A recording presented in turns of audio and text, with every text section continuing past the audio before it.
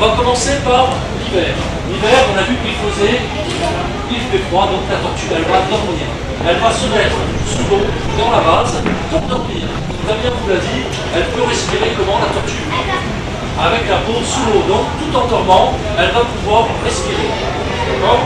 Ensuite, une fois qu'elle a passé tout l'hiver sous l'eau, dès que le printemps arrive, la température de l'eau va se réchauffer et la tortue d'elle-même, elle va se réveiller.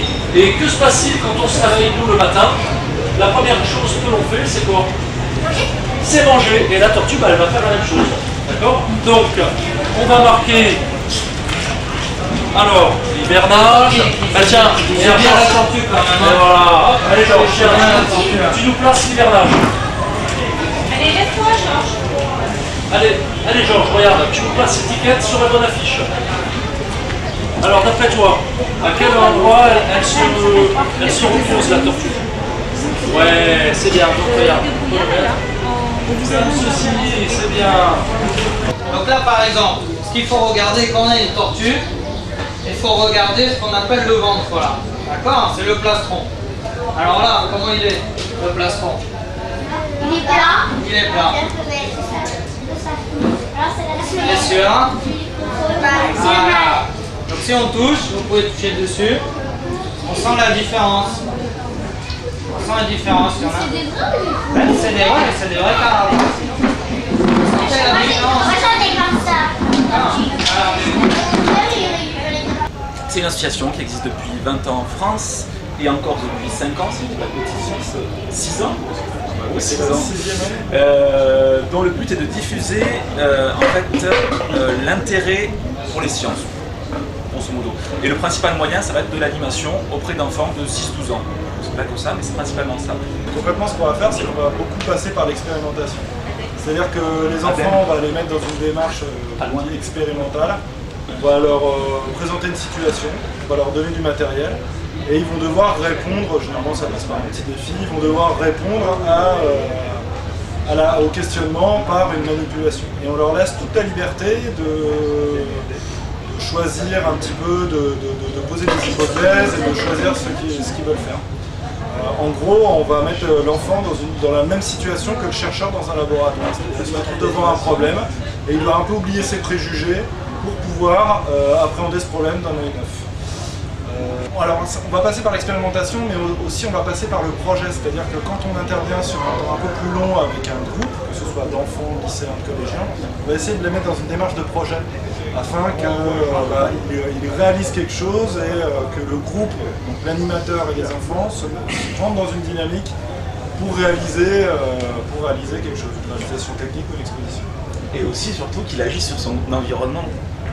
Donc il a appris une démarche, il agit sur son environnement au sens large. Donc ça peut être un projet simple, c'est aussi prendre confiance en soi pour après agir politiquement même, au sens large du terme politique, vu de la cité, tout ça. On intervient sur le stand de l'ADEME, donc on anime le stand de l'ADEME et on parle plus particulièrement donc, des déchets. À savoir, notre idée, ça va être de partir déjà, qu'est-ce que c'est un déchet? Essayer avec le groupe d'enfants de relativiser la notion de déchet, à savoir que ça ne veut pas dire grand chose au final. À partir de quand un objet est un déchet, quand est-ce qu'il est déchet, pas déchet, etc. Après, comment est-ce qu'on les classifie? Et ensuite, qu'est-ce qu'on en fait? Après, on parle de tout ça en faisant des expériences, c'est-à-dire qu'on le principe, l'originalité normalement d'une démarche, c'est justement qu'on ne veut pas faire passer du savoir, mais faire passer une démarche de questionnement et d'esprit critique. Donc là, on va se poser des questions avec les enfants et les mettre en situation d'expérimentation pour qu'ils se construisent un savoir ensemble autour des déchets. Et pas arriver à leur dire les déchets c'est ça, c'est pas ça, il faut faire ça, il faut pas faire ça. Non. On veut qu'à la fin, peut-être qu'ils sortent avec moins de choses, mais ce avec quoi ils vont sortir, c'est eux qui l'auront construit. Donc on pense que c'est plus puissant et plus sur du long terme, c'est plus efficace. La partie prise, ça va être de travailler sur la démarche et sur la façon dont l'enfant conçoit le monde, plutôt que sur un plaquage de connaissances. On se rend compte par exemple qu'il y a certains enfants qui pensent que à partir du moment où ils jettent leurs déchets dans la poubelle, c'est trié, c'est valorisé, le moindre bout de plastique est transformé en pull polaire. Et en fait, ils n'ont plus conscience du problème. Donc du coup, nous on essaie de repartir à la base sur qu'est-ce qu'un déchet, sur les conceptions de départ. Et aussi, ce qu'on va faire, c'est qu'on va travailler sur avec les enfants l'identification des concepts qui vont permettre la compréhension des notions de déchets par exemple. Par exemple, le concept de pollution, c'est un concept hyper compliqué. On dit souvent, quand on jette un truc, il est recyclable. On s'en fout, on peut jeter un trognon de plomb parce que c'est recyclable. Ça veut dire quoi? La notion de pollution était quelque chose de très compliqué, et pour la comprendre, il faut comprendre des concepts d'équilibre en fait, au final. Donc, si on passe, enfin, encore une fois, le parti pris, c'est de passer par là pour comprendre le fond des choses et faire des choix réfléchis par la suite. Alors justement, ce que je vous propose de faire, c'est de me dire si c'est un déchet ou si c'est pas un déchet.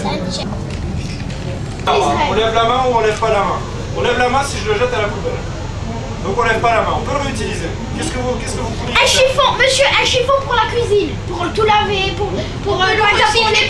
Un chiffon pour la cuisine, d'accord, ça peut être ça. Qu'est-ce que tu mets dans la poubelle? Des déchets, Bien joué. des pots de banane, Ouais. des capsules Ouais. et parfois du plastique de copote. Tiens, attends. Pourquoi c'est un déchet? Parce que c'est vide, Ouais. et ça peut salir la maison. T'es sûr que c'est vide? Ah ouais. T'as regardé? D'accord. Donc on est ok, c'est vide. Et ça salit la maison? Enfin, ça peut en faire une poubelle chez l'homme. Ça fait pas une poubelle géante, c'est tout ça.